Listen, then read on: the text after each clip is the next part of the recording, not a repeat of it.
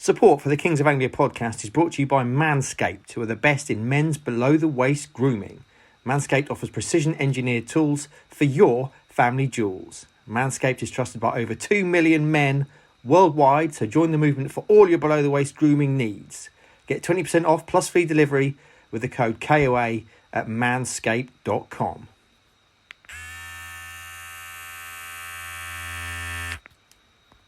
Okay, balls on the table time. I know what you're thinking, KOA Army. Why do I need to get involved with Manscaped? Well, boys, it's not the 90s anymore. You don't want your nuts to be looking like Ivan Campo these days. You've got to give it a little tidy up. Makes it look bigger too. And Manscaped have just launched in the UK, so you can be among the first in the country to use their life-changing products. Sounds good, doesn't it? Needless to say, it's a delicate area down there. We all know that. One little nick and your boys are bleeding worse than Big Terry Butcher's forehead back in the day. Luckily though, friends, Manscaped have redesigned the electric trimmer and perfected the greatest sack shaver of all time. Of all time! The new improved Lawnmower 3.0 just launched in the UK. It's got all sorts of cool features like a ceramic blade to reduce grooming accidents, a 7,000 RPM motor with quiet stroke technology, and an LED light so you can see what you're doing down there. Very important. It's all more exciting than a Paul Cook presser, isn't it? It's waterproof too, so no need to worry about pubes going everywhere, and you get a USB charging dock with it as well. 90 minutes of battery life, boys. That's more than enough, unless of course you're Ipswich Town trying to score a goal. So make your testes their besties, or to put it a different way, the KOA way, make your nuts look the nuts. And that's important when you're slapping them on a boardroom table to negotiate, KOA style. Get 20% off and free delivery with the code KOA at manscaped.com. Hello friends, and welcome to the latest episode of the Kings of Anglia podcast. It's the morning after the day before, and what a day it was yesterday. Paul Cook said he was going to be demolition man, and he wasted no time at all in blowing things up. Some very interesting decisions, which we're going to get onto in due course. We'll let you know what we think about all of them, whether they're the right move or the wrong move. First of all, I must mention, of course, our sponsor, manscaped.com. And you'll no doubt you'll be hearing an ad for them at some point as well. Remember to use code KOA at manscaped.com for 20% off and free delivery. Make your nuts look nuts. And speaking of the nuts, I've got the nuts panelists, my three friends, the three amigos, one of whom is very hairy, one of whom is not very hairy at all, and one somewhere in the middle. I'm going to start with the somewhere in the middle. Hutchie Hogan, Andy Warren, you were very busy yesterday churning up the hits as the players went and stayed. It was tremendous stuff. It was excellent. How are you this morning? Did you get a good night's sleep? Just somewhere in the middle. I think that's me in general, both in terms of hairiness and life. I'm somewhere in the middle today. You're always very calm, aren't you? Not too high, not too low. Mick McCarthy always said, didn't he? Don't get too high with the highs, don't get too low with the lows. Stay in the middle and you'll be fine. And that's exactly where I am. It didn't really stick to his own advice there, though, did he, Mick? He tended to get quite wound up about things. Anyway, I digress. Stuart Watson, my friend, the doctor, how are you? I'm okay, thank you, mate. Good morning. How are you? I'm well. Yeah, we're doing this very, very early this morning. This is probably the earliest we've ever done a podcast. It's 9:43. Come on. I know it's not early for you lot with kids, but it's not early for anyone. It's 9:43. Get on with it. Let's go. I know someone who it's early for, and that's Roscoe, the hairy man of the woods, formerly greatest producer on planet Earth, now greatest beard wearer. Rossi, how are you on this beautiful, looking out my window, Tuesday morning? I'm very well, and yeah, I remember getting up at 8 o'clock in the morning to go to the studio for an early show. So this is nothing. This is the right time. I've had my breakfast. I've had a shower. All good to go. Excellent. This is late. Before we get into what happened yesterday, Roscoe, you teased on the group chat last night. I've got a classic Ross moment to talk about. So let's start with this. I'm assuming it's related to our sponsor, Manscaped.com. Have you managed to accidentally circumcise yourself with a Lawnmower 3.0? No, it's nothing to do with that. Oh. But yeah, I'm sorry. I haven't trimmed my bush or my balls yet. That will come in due course at some point. Good update. Yeah, but so yeah, I went to Marks and Spencer's yesterday in Marsham with good old Liam from Crew. And good old, yep.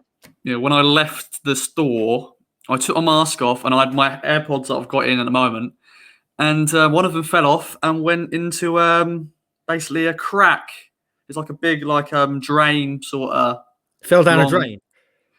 Yeah. So I had to get someone from Marks and Spencer's to get a long pole and put some blue tack on it and to pick it up.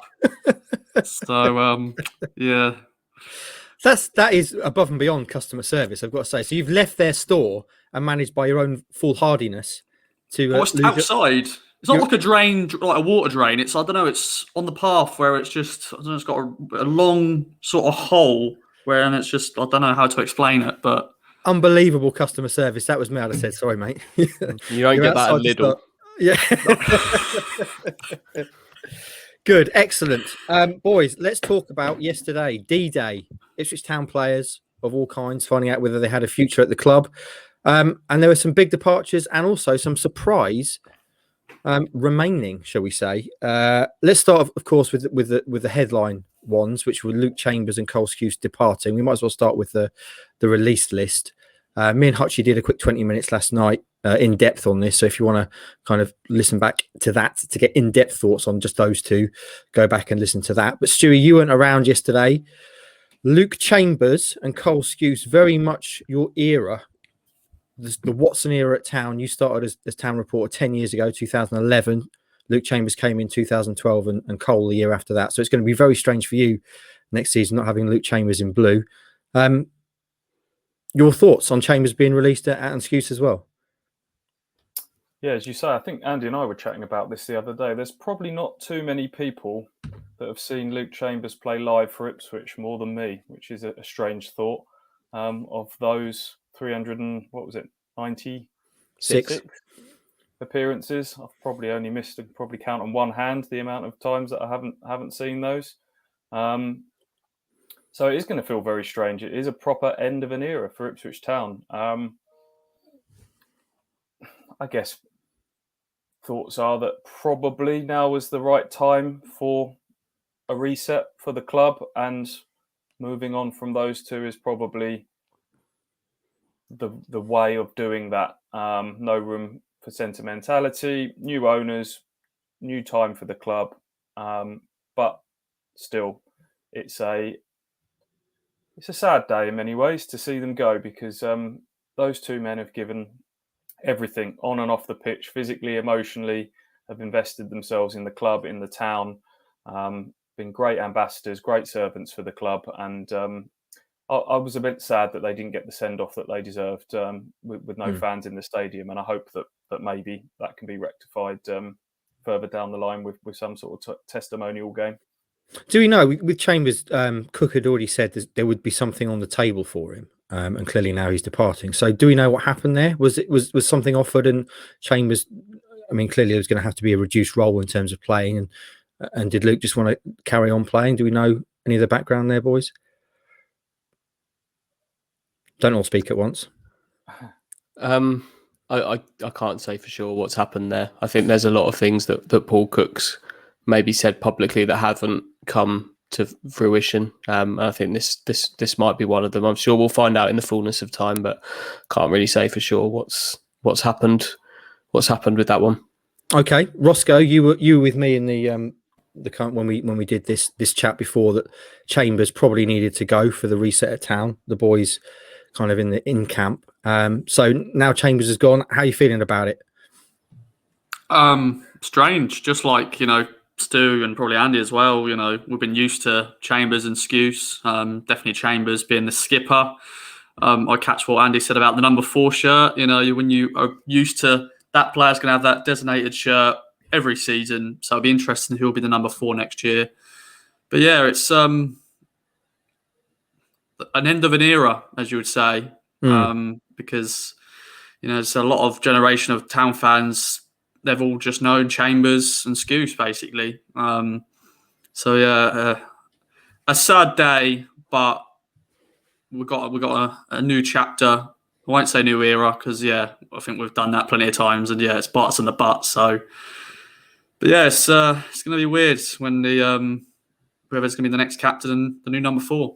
Yeah, it seemed to be a race yesterday once it was announced for people to tweet as many pictures as they possibly could of them with Chambers. But he was, a character, certainly, a guy who would always give his time to fans and stuff. Stu, you spent the most time with him over the years. How will you remember him as a player and as a person in terms of his town career?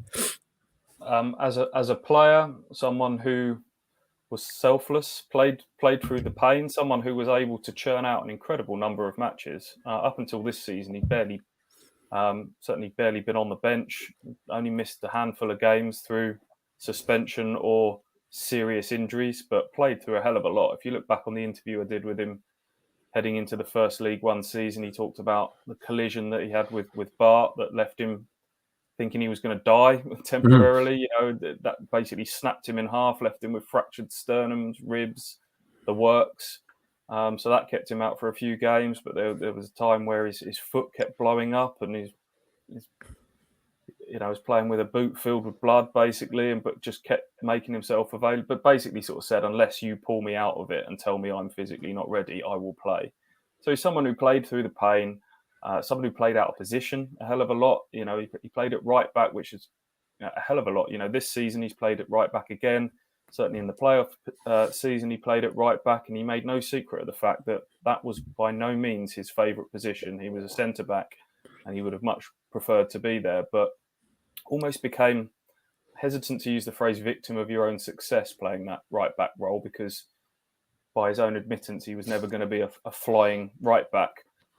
But he was reliable, and he did it to the best of his ability. He was pretty consistent. Yes, he had some off days, as all players do, but he's a pretty consistent player, wasn't he? And certainly played his role in that playoff season at right back. And I thought he got better and better at that right back role as well. So as a man, loud, gregarious, everyone sort of knows what he's like. You speak to Cole Skuse, who knows him best, his best mate, his best man, and would tell him that maybe just chill out, mate, relax a little bit. You're trying to do too much. And I think Luke himself has said there were times where I've tried to fill every single hole at this football club. And I think in recent years, he realised that he maybe needed to take a step back from that and just concentrate on himself and trying to be the sort of the saviour of everything, which he couldn't. So maybe put a bit too much pressure on himself. We know he's sorting out tickets for all his teammates. He's got youth team players living in the annex at his house. He's the one that's greeting new signings and helping them to bed in and organise socials. He's just a man that was on the go all of the time. I mean, he's a father of 4, for goodness sake. I don't know how he's got the time to sort of bring that energy to the party, but just an absolute bundle of energy, speaks from the heart. His interviews were always great. As a player, I know he'll split people, but no one can doubt what he's given this football club. And just before we move on, we're going to do a balls on the table verdict on each decision, saying whether or not we think it was the right one. Hutchie, Ipswich Town are going to be looking for a new captain. We know that Norwood's worn the armband on a couple of occasions this season. Obviously, Flynn Downs, you would imagine, is a captain apparent at some point. But do you think in terms of next season, the opening day of the season, the man wearing the armband is going to be someone that Cook brings in this summer? Yeah, absolutely. I'd put a lot of money on that being the case. Flynn Downs isn't at this stage somebody I would particularly want to be giving the armband to. I think he's had a tough couple of years with his own career. Last summer, obviously, things didn't go to plan for him. He's had an injury hit season. If Flynn Downs is still here come August, I don't want him wearing the captain's armband. I want him free to give his best football and get his career going again if he's still here. So for me, I think the captain is not in the building at the moment. I think he'll be here soon. Okay, right then, boys, we're going to do a balls on the table verdict for each of these, KOA style, in association with Manscaped.com. Make sure they look nice and trim when you slap them on that table. In the time-honoured fashion, boys, if you can put your hand up. This is purely visual, but I will explain what's going on. So hands to the side. Luke Chambers, right decision, yes or no, on the count of 3. 3, 2, 1. Can I leave mine in the middle? Oh, you're going to sit on the fence. You can't sit on the fence. I'll do a slow rise. Okay, a slow rise. So just for those just listening, me and Roscoe say yes. Ross is very enthusiastic with his thumb. Hutchie is kind of a half-mast, I would say, sailor. And Stewie was a slow rise due to his age. So we all got there. We all, I guess, we're all saying they're just about the right decision for Luke Chambers to varying degrees. Cole Skuse, obviously we talked about in great depth, me and you yesterday, Hutchie, but just quickly, Stewie, again, as someone who spent a lot of time with Cole, that has to be the right decision, doesn't it? He's barely played this season. What are your thoughts on that one, just quickly? Yeah, I think the injuries this season obviously has made that one a slightly easier decision to make.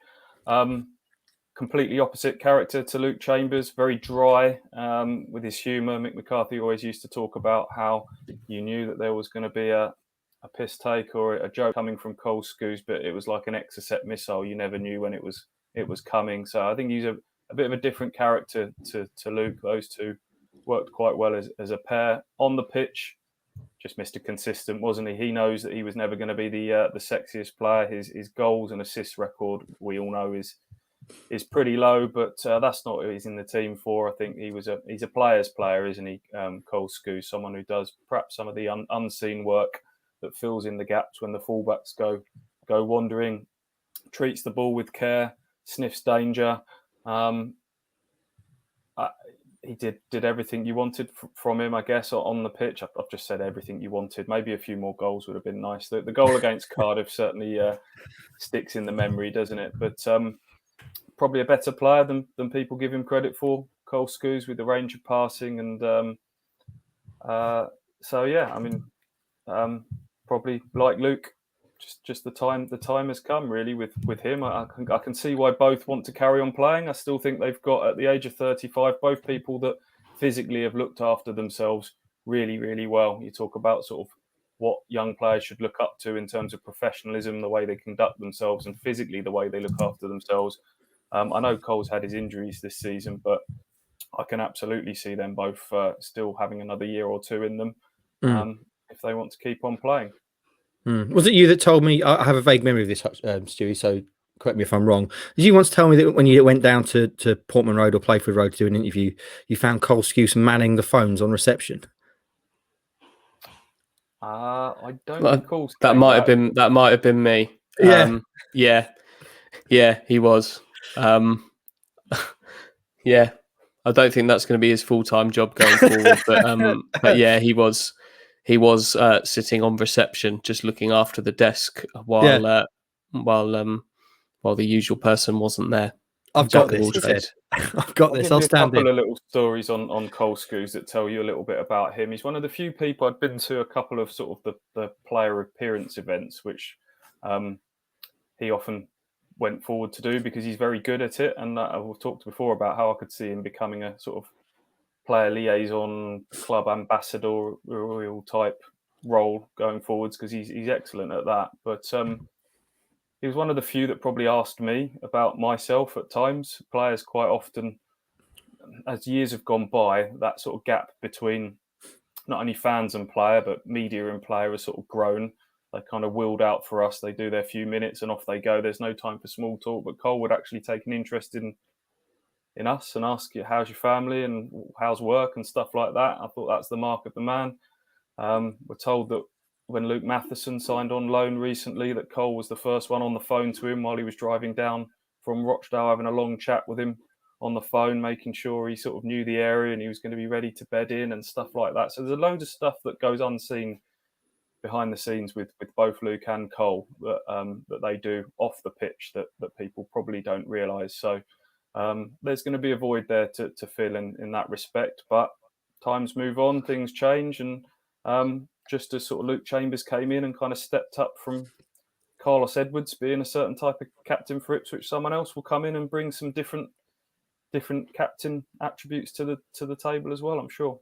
Luke Matheson, eh? There's a name from the recent past that seems to have vanished. Boys, balls on the table time. Cole Skuse. What are we saying? 3, 2, 1. Yes. 4 thumbs up for Cole Skuse decision. Shall we move on then to maybe a couple of the more surprising ones, boys? Because James Wilson, Ipswich Town's newly crowned Player of the Year, was released yesterday. I'm going to come to you first, Rossi. You're nodding along. Did you expect James Wilson Player of the Year? solid League One defender. That's Ross exhaling. That's not a gale force wind. Was it that loud? Did you expect James Wilson to be released yesterday? What do you make of it? A little bit surprised, but then in a way I'm not.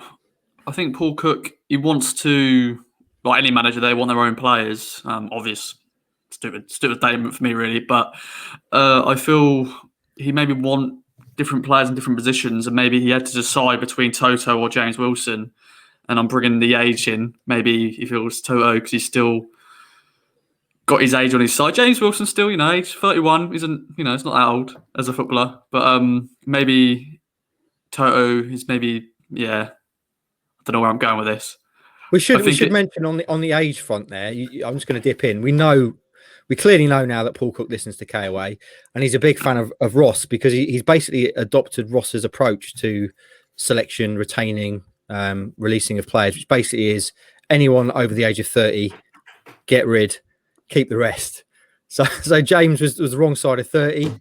Hutchie, what did you make of James Wilson being handed his marching orders? I'll be honest, I think I probably expected it. I think he could have brought some value to the team, for sure. But I think it probably came down to a choice between him and Toto, and there are a number of reasons why maybe Toto was the one they kept. He's played well for a start. Toto, he's played some good football this season. He's cut the errors out. He's been strong, and he's played well. He is younger, which is a factor. He's not had the injury knocks that Wilson's had over the course of the season, so that's another one in his favour. And I think we also do have to factor in the value side of things, in that there may be some value in Toto Nsiala in terms of transfer fees, certainly in terms of what Ipswich paid, and also those other factors feed into him, but perhaps being worth a little bit in the transfer market. I'm sure we'll get onto those that have stayed in a moment, but for me, I wasn't overly surprised that James Wilson was allowed to leave. It maybe wouldn't have been the decision that I made, but it doesn't surprise me that Cook made that decision. Stewie, Wilson, what do you reckon?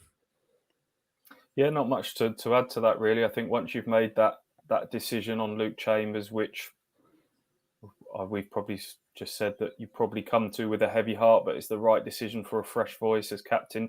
You can't throw all of the centre-backs away, because that would have just left you with Wolfenden and a completely untried Corey and Darber. So I think to keep one, even just as a squad backup centre-back, was sensible. It then is paper thin between Toto and James Wilson. And for the reason that the boys have just discussed, that decision has gone Toto's way. Ross has put his hand up. Do you need the toilet? No. I just want to say, when, of course, James Wilson signed, everybody was thinking why we signed him, but he's proven he's done the business, isn't he? And this player of the year this year, maybe because no one else has been that good.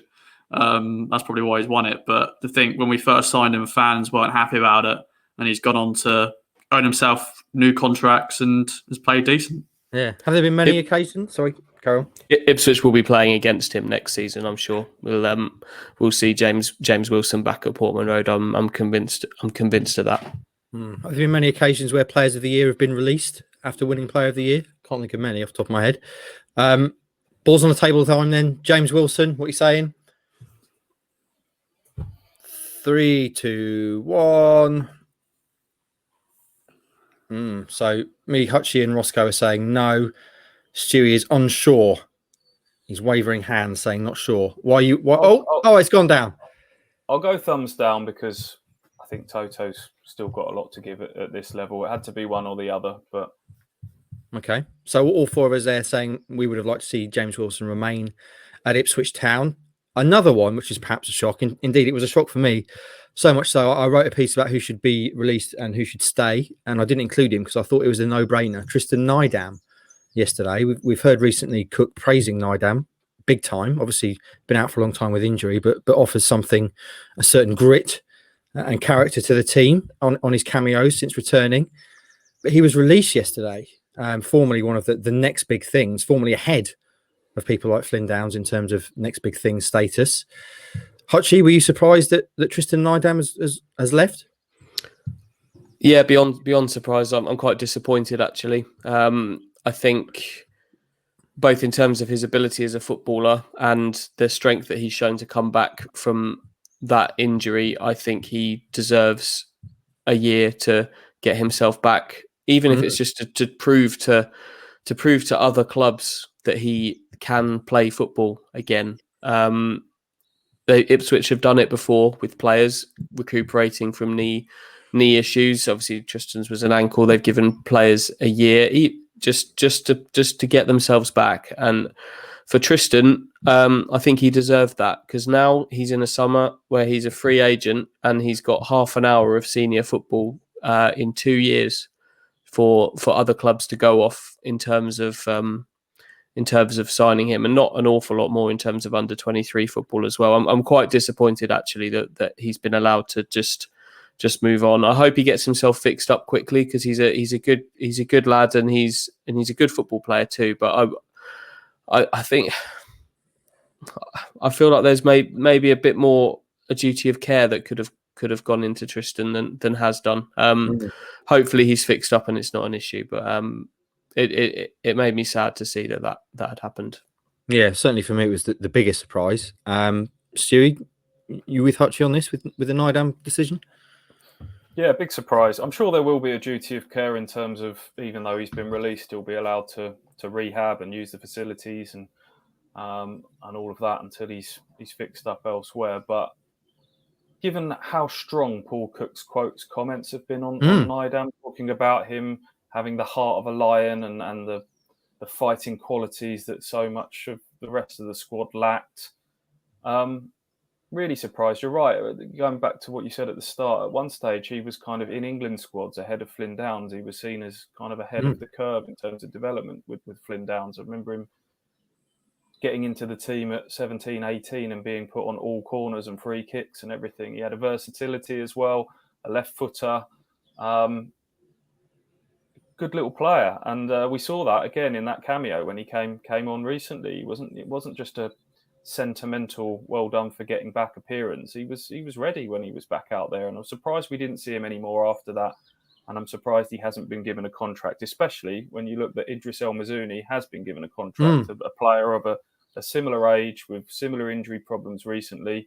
Arguably, they're well stocked with the sort of the number 10 types with Bishop and Dobber and Lancaster and people. Nydam's a little bit different, and yet he's the one that hasn't been given the contract. So same as Andy, really disappointed on that one. Roscoe, are you going to make it a full house of disappointments on Nydam? Yeah, of course. I've been a big fan of him for a while as well, and yeah, that was this big shock on that list. I think Idris, or maybe it was between, I know they're different players, Idris and Tristan, but maybe that was another decision where one or the other, they couldn't keep both. And maybe because Idris has played, I know he's been injured, but he's played a few times out on loan at Cambridge and Grimsby. And maybe Tristan with the injury record, maybe Paul Cook just went, I don't know if I can risk keeping him. And yeah, I'm sure Tristan will find a club. I know he's played 30 minutes of football, but I'm sure there'll be a club out there that will, Colchester possibly. Everyone seems to be going to Colchester. Yeah. Yeah, I just wonder if this is going to be one that Town live to regret. Tristan Nydam, clearly a very, very talented lad, done incredibly well to battle through a horrible couple of years, really. I mean, obviously getting sent on loan to St Johnstone, that pointless loan, and then suffering the injury and having to battle all the way back from that. I just wonder if this is one that's going to come back to bite Town on the arse, which, of course, you can keep trim with manscaped.com. Boys, I think we all know what the verdict's going to be here, but let's do it for the benefit of the video. Balls on the table time. Tristan Nydam, right or wrong? 3, 2, 1. Roscoe's gone double thumbs down. So, yeah, clearly we're all upset about Nydam. I suggest, boys, we finish off with the release by rounding up the next two together because they're kind of in the same boat. Emir Hughes and Freddie Sears. We expected both. They're both kind of cases of what could have been, I guess, at Town. Emir Hughes obviously signed after that incredible loan spell and never managed to recapture that with injury issues. And Freddie Sears came over, played brilliantly in the playoff season to begin with, and then obviously for reasons beyond his control got pushed out wide and deprived of a striker's confidence. And we saw flashes, but never really got back to the Sears that we saw in that first spell when he came over from Col U. So Hutchie, Hughes and Sears, no surprise, but what's your take on those two? Yeah, no surprise there. Emir Hughes hasn't played for Ipswich since the middle of January. It was the Swindon game, wasn't it? It was the Swindon game in January, yeah. He left, I think he was substituted at half-time of that and hasn't been seen again. And I don't think he's been training with them for quite some time either. So that one's been on the cards for a while. A real shame because he did the first job. He always spoke about having done the first job of getting back fit again after so long out. He then spoke about doing the second job, which was getting back to being the player that he knew he wanted to be, and he never really managed to do that. He was playing, but never really was able to grab games like he had done in the past. Freddie's another one who injury has robbed him of something. That injury suffered at Norwich. He just hasn't been the same since he came back in terms of beating a man and then getting into the box and doing the business there. So I think the right decision for both of them to move on. Both of them have got clubs interested in them, and I'm sure they'll be fixed up soon too. Anything to add to that, Stewie? Not really. We talked a lot about Chambers and Skuse being long servants to the club. Freddie's not too far behind them. He came in midway through that playoff season, had a real impact there. We know the tale of his time, as you say, ended up becoming a sort of a hard-working, huff and puff left winger under Mick, and that tag has kind of stuck with him again. Victim of his own success in terms of the way he provided. Managers knew they could trust him to provide that hard work and bit of protection for the fullback, but I think that took a bit of an edge off of him. There was a time when Paul Lambert first came in where I thought we might see the second coming of Freddie Sears, and he kind of played wide left, but in a far more of an attacking role and was cutting inside. And he looked really good in those first few Paul Lambert games, and I thought he might be able to rediscover his form of old. But then that injury came at Norwich, and as Andy says, he's not been the same since. So time to move on that front. I think a pre-injury Freddie Sears would actually really have suited the wide roles that Paul Cook wants to play, because they're quite narrow, aren't they, at times, coming inside and attacking the box on a right foot for Freddie off the left flank. Sort of a pre-knee injury, Freddie Sears would really have enjoyed that, but I do fear that was ultimately an issue for him that he couldn't overcome.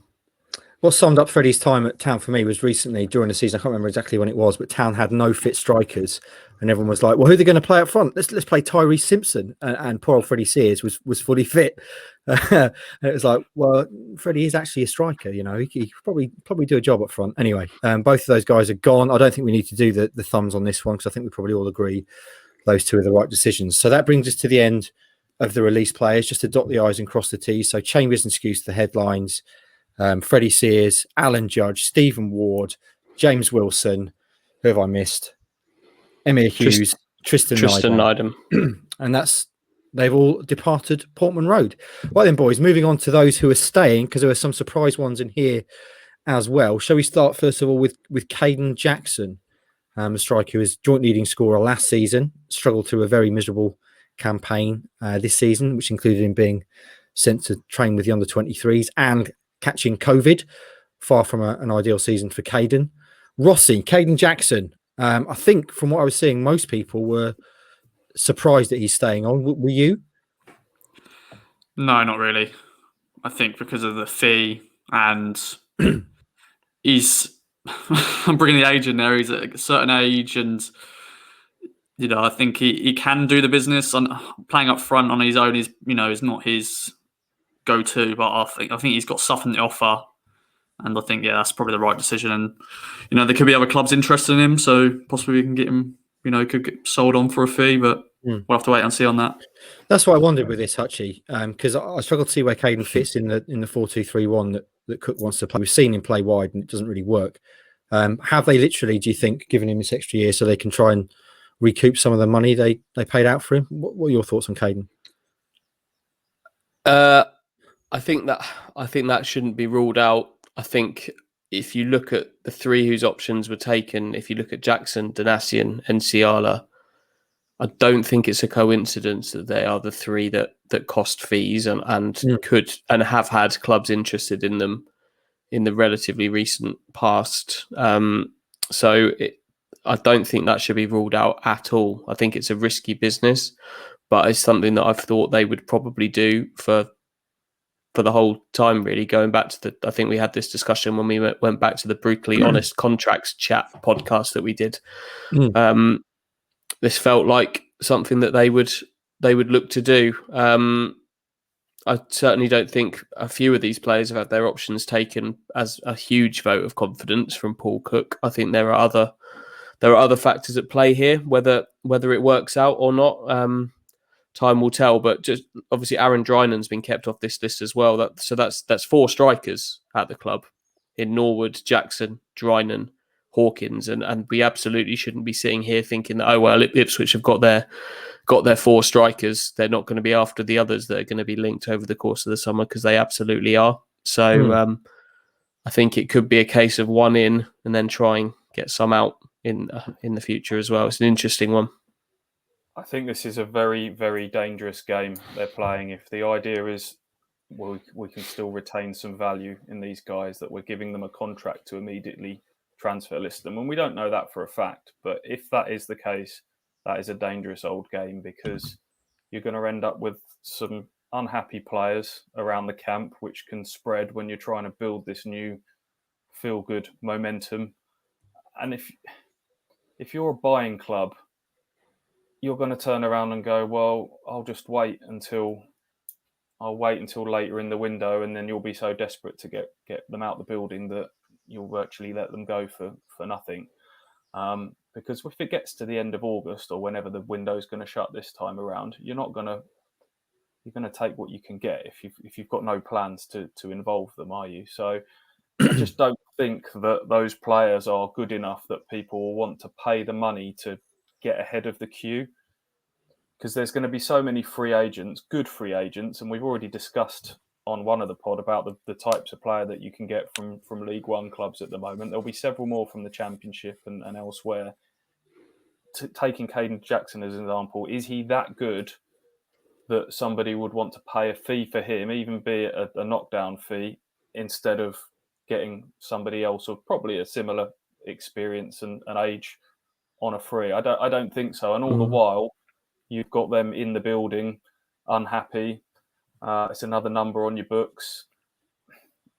To me, this isn't the demolition man that Paul Cook promised to be. For me, you've got to lick your wounds. You've paid fees for those players. It hasn't worked out. I thought the fact, if it was Evans still as owner, I can kind of understand that money came out of his pocket and he maybe wanted to recoup a bit of it. But the fact that its new owners have come along, I thought they might just sort of go, do you know what, with that, those investments haven't worked out. It's time to move on. But at the moment, we are speculating on the fact that that is the plan. Maybe Marcus Evans has taken these options and isn't going to use them as football players. He's going to start a 5-a-side team. Yeah. Stewie, in terms of Jackson, where does he fit though?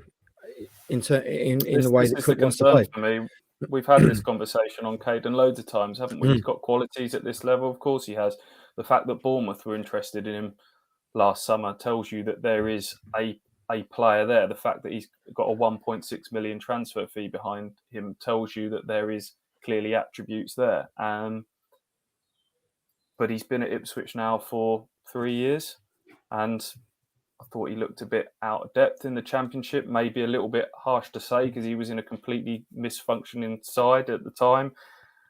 At League One level, I don't see him as a lone striker, although he's got better at that with some games. I certainly don't see him as a wide player in this 4-2-3-1. So sometimes you've just got to make tough decisions to say that they doesn't fit what we're trying to do here and move on. But I hope I'm proved wrong and he turns to, he stays and he's a massive success. But I'm a little bit confused by this one.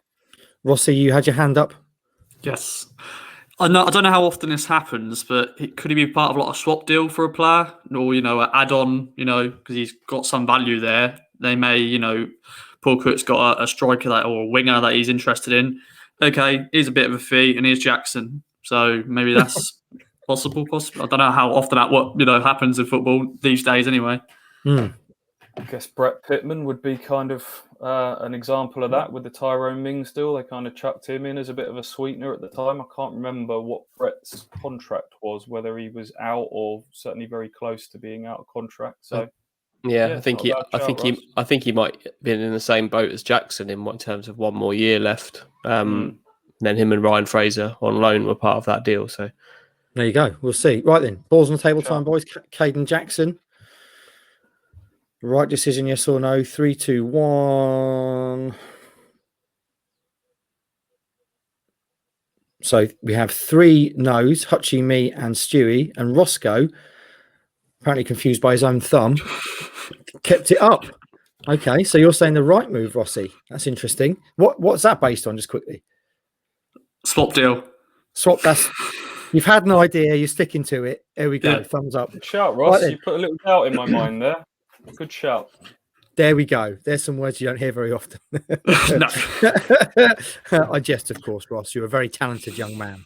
Right then, next on the potentially surprise list, certainly in terms of the reaction that I saw when it was released, Toto Inciala, someone who looked for all the world as though his town career was over this time last season, played his way back into the side, played 30 or so games, and although he still has the odd error and rick in him, generally did well. But were you surprised that he was kept, Andy Warren? I was surprised. I was surprised that he was kept. Going back to the podcast we did on these contracts some time ago, the game has changed a bit since then. There's been a takeover. The financial side of things are very different. But talking then about the defence not overly being an issue for Ipswich, Toto would have been probably my vote for Player of the Year ahead of Wilson. I think he's played well. He's certainly the most improved Player of the Year. I don't know if Ipswich have an award for that. I don't think they do, but if they did, he'd get it. So absolutely surprised, very surprised that he was kept on. But if he's still around in August and still part of the setup, I think I'd be quite happy with that, to be honest, because I've enjoyed watching him. I've enjoyed watching him this year. So this kind of surprise and my level of happiness at it don't really add up on this one. I'm glad he's still around, but I have my doubts over what his role will be going forward. Okay. Stewie, what are your thoughts on Toto?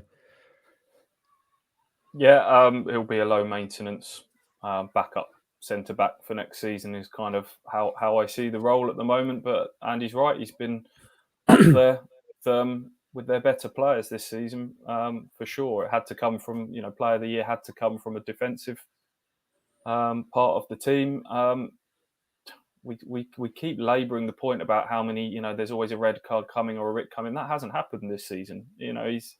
Maybe we need to kind of drop that stereotype with Toto at some stage, because off the top of my head, has there been any sort of major incidents with him? I've probably overlooked some, but certainly it's not going the back same volume before. No, it's going back to kind of October. Was at the penalty at Lincoln, and I think he was involved in something at Doncaster, which were back-to-back games, I believe. But that's back in October time. It's kind of since the turn of the year, he's been pretty solid overall. Yeah, the run between when him and Wilson were the two centre halves in the second half of the season, those two have kept a lot of clean sheets, and he's looked pretty solid. So I don't think anyone's expecting him to be in the starting 11 at the start of next season, but you can't go out and sign. It's unrealistic to go out and sign 20 players, a whole new squad. So we said before about there might have to be some pragmatic decisions in terms of some of the keeps, and he is probably one of them.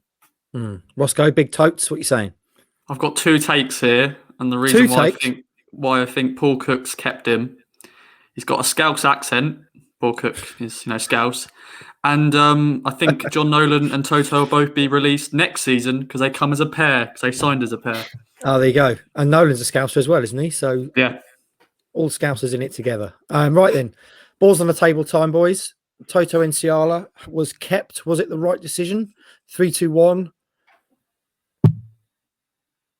4 yeses from all of us there. Toto Inciala. And I think we're going to be agreed on this next one. Indeed, as far as I remember, this next player, Janoy Dinasian, was one that we all agreed on in the brutally honest contract discussion, we all said it made sense to keep him, given he's a very versatile backup defensive option. Stewie, Janashian, it just made sense, isn't it, to keep him? Yeah, I haven't got a lot to add to what we've said before. Really, he's again not likely to be in the starting 11 at the start of next season, but he'll be a low maintenance, more than capable backup option, not just for right back, but also can play left back, can play centre back if needed him to as well. He's played a lot of games for Fleetwood in the second half of this season. Sensible, I just think, really.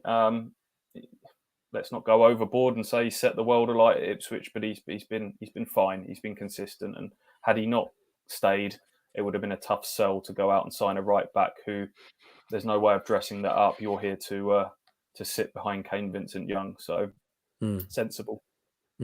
Shall we quickly move on? I don't think any of us are going to say that was the wrong decision, are we, boys? Any of you? No. I think from what I gathered, the chat with him yesterday was pretty clear in that Paul Cook said to him, I don't know you. I've not seen you train. I've not seen you play, but I've heard some decent reports. Let's see how the summer goes, and go from there. These meetings were incredibly brief yesterday, by the way. I think each player was in and out of Cook's office like in 45 seconds. These aren't like long debriefs by the sounds of things. Very quick, get through 30 odd conversations in a day. He could have been doing. Does this? They walk in. He's got the thumb like this, and he just does. Oh no! It doesn't sound too far from the truth, from what I gather. It was very, very quick and very much to the point. Sorry, Andy. Was that the case with Luke and Cole? From what you gather, I think they both knew going into the weekend that game was their last. So I don't know exactly in their case whether those meetings were that length, but certainly on the vast majority of these players, they were very, very quick, in, out, decision made, and also led to believe Luke was on the golf course for most of yesterday afternoon, which sounds like a good way to spend a difficult day. Okay. Shall we move on? Before, there's obviously one name that we have to spend a lot of time on and get very excited about. But before we do that, shall we just clear up Teddy Bishop as well? He was on the out of contract list, but Hutchie, sticking with you, he didn't actually count in the end towards the out of contract thing, did he? Because he triggered a clause. No, he'd already, in a similar way to they avoided Alan Judge and Stephen Ward doing. Teddy did trigger a clause. I'm not exactly sure what the number was. I think he ended up playing 38 games this season. I'm not sure whether his substitute appearance at the weekend was the deciding factor on the trigger or whether it had happened before. But he's got another 12 months automatically. Ultimately wasn't on the out of contract list going into the meetings, but he's around for another 12 months. And they obviously would have made the conscious decision to trigger that clause. So, Stewie, do we think that keeping Teddy Bishop around is a good thing? A little bit on the fence with this one. We all know that Teddy on his day is a wonderful player to watch. His close ball control, the way he sort of glides across the turf and can go past people. The slight doubt in my mind is that I think he's, by his own admittance, still kind of learning what his role is going to be in this Paul Cook team. I don't see him as one of the two deeper midfielders, so the number 10 role is probably the more natural role for him. If that is to be the case, I'd like to see him connect with the striker a little bit more. I think Ipswich have looked more effective when sort of Parrott has played as that 10, because you've then got sort of two forward players playing off of each other, whereas Teddy's instinct is maybe to drop and kind of connect with the midfield unit behind him at times. But there was always a fear that if you let someone like Teddy Bishop go, that it could come back to bite you. But then I was thinking about Teddy, and if he had have gone, I'm then wondering, where does he go next? Because if you're any kind of club looking at him, the injuries and the lack of game time is going to jump off the page for you. I was kind of in my mind thinking that Cambridge would have been a potential link up with them getting promoted, and that being his home city as well. But I guess ultimately sort of pleased that he stayed, that him, Downs and Dazelle have kind of come all the way through the ranks together. When they're on the pitch together, you can see that sort of telepathy with them at times. So I hope that he can kick on. There's been glimpses of the Teddy Bishop of old this season. It looks like the injuries are behind him now, touch wood. But we need to see more from Teddy Bishop. There's no getting away from that. He's not a kid anymore. And he's one of several that need to kind of really, really step up to the plate a little bit more now. Okay. Boys, let's move on to the big name yesterday. When Hutchie sent me a little WhatsApp, just said, Drizzy's staying. I said, sweet Jesus, Mary, Joseph, and the wee donkey. Mother of God, Drinan staying. Because even I had given up on him. In my piece I'd written it was probably time for him to leave. We all know what qualities he has. He works hard, he links up plays, physical, but he's a striker. And unfortunately, apart from that worldie of the goal against Crewe, which you just don't stop those, he hadn't scored a lot. He just doesn't score. So I was surprised, boys. Roscoe, were you? Yes, very much so. But I think maybe he's just been rewarded for just breaking into the team this year. Maybe he works hard, as you said. So Paul Cook may have liked that, and maybe just feel like, yeah, give him a chance, give this young boy a chance, and see what he can do. But I don't know if he will play much. He may get loaned out to Sweden again or something. This is the thing that surprised me. You touched it earlier, Hutchie. I'm going to come to you. Drinan and Jackson now filling 2 striker slots. We know they already have Norwood and Hawkins on the books, but we know they need goals. They need strikers this summer, and yet they've kept 2. They could have released. Certainly, Drizzy. You would expect them to have released, wouldn't you? I'm a bit puzzled by it. He's got qualities. We've talked about him a lot, haven't we? One of those qualities isn't putting the ball in the net at the moment, but he does work hard, and he's got the linking qualities that others don't. So I can see why you might look at him and think there's more to come from him. But I don't know. I think with a lot of these that are staying on, they're not massive sort of pats on the back and votes of confidence of you're going to be a man for us. I don't think any of these are going to change anything in terms of recruitment this summer. I'd be very surprised if Drinan has a role to play significant at Ipswich going forward, but I think we probably would have said the same in May 2020 as well. And lo and behold, he was the starting striker on the opening day of the season. So we've learned with this kid. You've given up on him by the sounds of things, Mark. So I'm interested to know if you're back on the hype train or not. But we've written him off before, and he's found a role for himself. I'm not going to write him off again, but I'd be very, very surprised if he manages to force his way back in for a second summer in a row. He's going to score 35 goals next season, mate. I don't know what you're talking about. He isn't. He's just warming up. When I put that on Twitter, someone replied to me and said he's not going to score 35 goals in his entire career, which I thought was very cynical. Stewie, Drizzy, you didn't see that coming, did you? No, same reaction as everyone else. Surprised, almost shocked that he's been kept on. This isn't a decision that is, again, is a demolition man decision, is it? But the more I've kind of thought about it, I'm kind of trying to put myself in Paul Cook's shoes and kind of work out why he's come to this decision. We talked about the 4 strikers. Jackson may be put up for sale. We've speculated on that. Hawkins may be in the same boat as well. So are they keeping them on as a low cost, low risk second/third backup option for that central striker role? I think that probably is the case. He gets compared a lot to Daryl Murphy. They call him Murph because he's obviously Irish, arrived, similar type of mould as Daryl Murphy. And using him as an example, I had a look.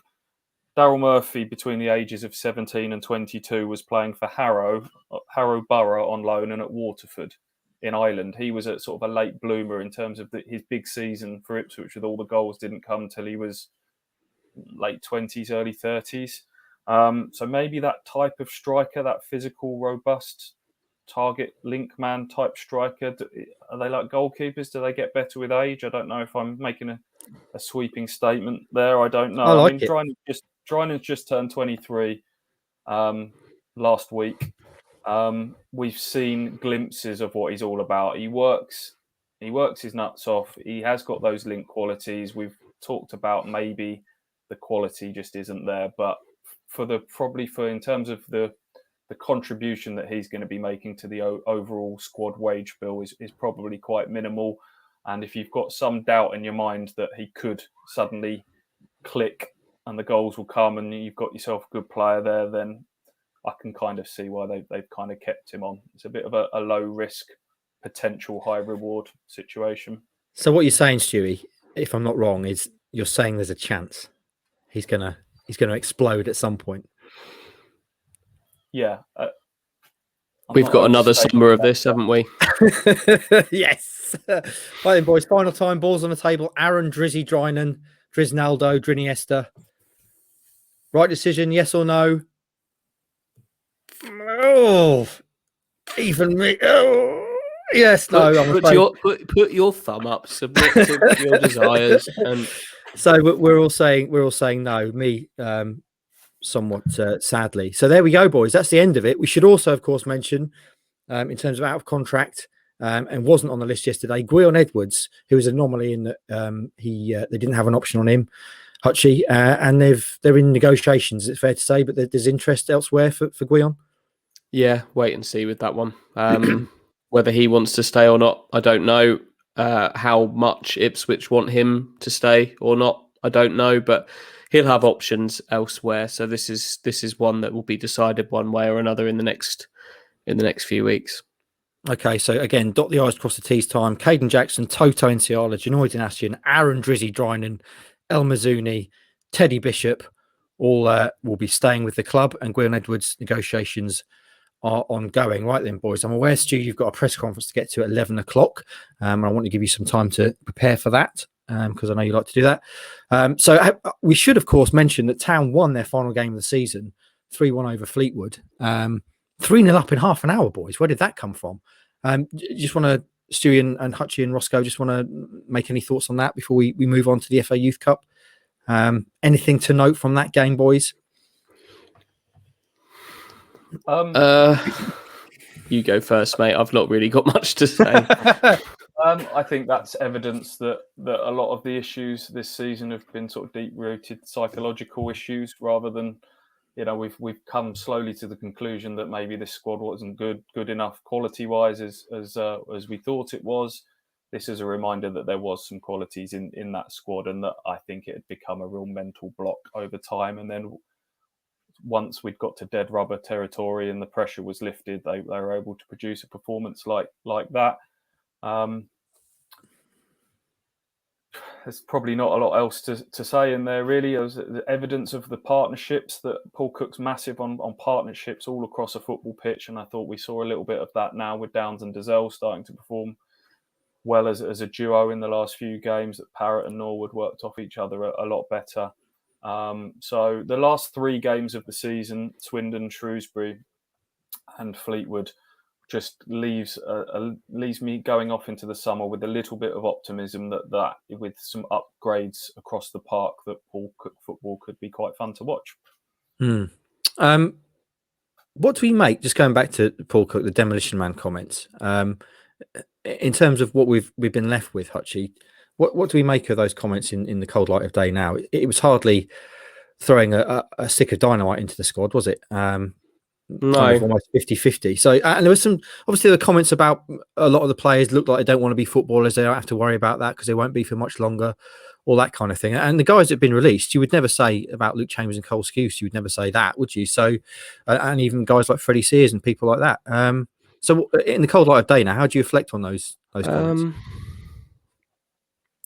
I don't think this is the final wrecking ball. Would probably be my reading of it. I don't think that this is it in terms of departures. There certainly will be others that move on this summer, be it even some of those we've talked about having their contracts renewed for a year, or others that are in contract for a year or beyond, that get moved on. So I'm not sure that the Demolition Man comments necessarily exclusively linked to Monday, to the retained list. That would be my reading of it. I'd be very surprised if there weren't a significant number of players moved on, because if they're going to bring in 7, 8 signings this summer, the squad's going to be absolutely huge again, which is the opposite of what the manager wants. So, I don't think anything's off the table here, Andy. I think the more little bits, we talked about what he said about Nydam not matching up with what's happened. He's been at pains to kind of big up Andre Dizelle over the last few weeks of the season. He's now talking about James Norwood having a big role to play going forward next season. But I wouldn't be completely shocked and blown away if even players like that were sold definitely or made not available. Even Flynn Downs as well. We had the transfer request scenario with him last summer. I don't think beyond, I don't know, Kane Vincent-Young feels about as safe as you can get in that squad at the moment. But beyond him, nothing would really shock me this summer in terms of people suddenly being sold to help him do other things throughout this squad. So you're probably right. Let's not judge the easy for me to say, the demolition man comments on yesterday alone. That sounds exciting. That's revving my engine, boys. And something else that's revving my engine is, of course, the FA Youth Cup semi-final tomorrow at Portman Road, live on BT Sport. The Baby Blues, the Town Under-18s, host Liverpool, mighty Liverpool, looking again for another giant killing and a place in the FA Youth Cup final, which will be the first time since they famously upset the odds and won it back in 2005. Probably the biggest game that's been at Portman Road all season, certainly the most interesting. Roscoe, you've followed obviously the youth teams through your career. How excited are you about this one? Very excited. I was only 10 when they got to the. All right. Yeah, sorry. I'll move on about the age. I don't know if they will like the tag "Baby Blues." No, of course not. I'm not convinced. I'm not convinced that's going to be adopted. Young Blues, they're young. You don't get alliteration there, though. You need alliteration. Young Blues, Baby Blues rolls off the tongue, so I'm sticking with it. Anyway, carry on. But yeah, I'm excited for it. It's going to be a challenge. Liverpool, they're known for their academy. I'm sure they've got some very talented players, so hopefully it'll be an exciting game to watch. The previous rounds have been plenty of goals, a lot of drama. Hopefully not a long stoppage, because last game we had 2 very long stoppages, so hopefully won't have that. But could this game go to extra time? Could we see penalties? Well, as you said, it's probably going to be the most exciting game we've seen all season at Portman Road. So yeah, bring it on, live on TV. It's all on these young Blues. Indeed. Who wants a fun fact? Go. Liverpool have got a defender called Luke Chambers. No. Love it. Yep. Have they? Does he wear number 4? I think he might be their left back. Yeah. But yeah, Luke, and he plays every week for this under-18 team. So Luke Chambers is going to be on the pitch for the FA Youth Cup semi-final. There you go. I love that, Hutchie. Good work, my friend. Stuart, you're about to speak to Adam Ate and 2 of the stars of the side, Liam Gibbs and Elkan Baggett. You're going to be covering it tomorrow with Hutchie. And of course, Roscoe will be pitch side snapping those pictures. What are you making of this one? I think it's Fraser Alexander actually doing it instead of Liam Gibbs. He's the captain and Baggett as well. But they're doing an actual press conference today to sort of mark this. It's a big game. My only slight fear is that this could be after the Lord Mayor's show, that their big journey, their big success has been getting to this point, and now this is their cup final against Liverpool. They've done whatever happens tomorrow. They've done the town and the club proud with the games that they've had, the comeback against Fulham, scoring late against Middlesbrough and then holding on, and then obviously the last round as well was fantastic. So they've had 3 big upsets to get to this stage. It just feeds into this feeling that brighter times are ahead for Ipswich, but it's got to mean something now as well, isn't it? This has been great. Kieran Dyer was saying post-match recently that you look back to 2005, which Ross has done a fantastic documentary on, but those lads didn't go on to have stellar careers, it's fair to say, is it? They're playing in Scotland and lower leagues and things like that. So for this to be a real success, these players have got to get into the Ipswich Town first team and become established players, and that is the challenge to them going forwards now. Well, that's tomorrow. That's Wednesday night, 6 p.m. Portman Road. The boys will be following it, reporting on it. No, it's 6 o'clock, isn't it? Is it?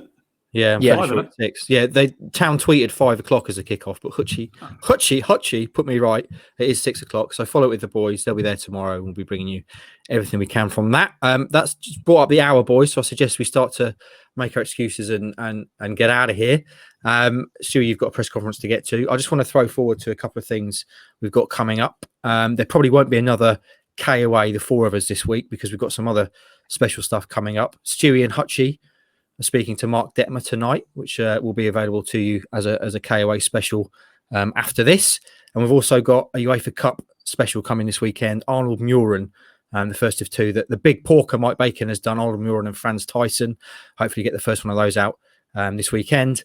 And then next week, I reckon we'll return and do the season review / awards / look back at how wrong we were at KOA Live 3 or whatever it was at the start of the season. That's usually good fun. That was one that me and you just did on our own, Hutchie, last year, because no one else was around. It was just the 2 of us. So it's going to be a lot more fun this year. So yeah, boys, any other business before I read the Manscaped outro and we can get to trimming our nethers? No other business. No other business. No other business. Right then, all that needs me to say then is follow us across all our social medias, Kings of Anger on YouTube, Instagram, Twitter and Facebook. Obviously, follow the game tomorrow with the boys. Look out for those specials that I've mentioned. Game day extra time, of course, coming to you as well this week. And, of course, get 20% off and free delivery with the code KOA at manscaped.com. That's 20% off with free delivery at manscaped.com. Just use code KOA. Your balls will thank you, it says here, but I'm going to say it will make your nuts look the nuts. So get to trimming. It's summertime, beach body ready. Get those nuts trimmed if you're heading to a nudist beach. Excellent, boys. Have a great rest of the week. We'll speak to you again next time.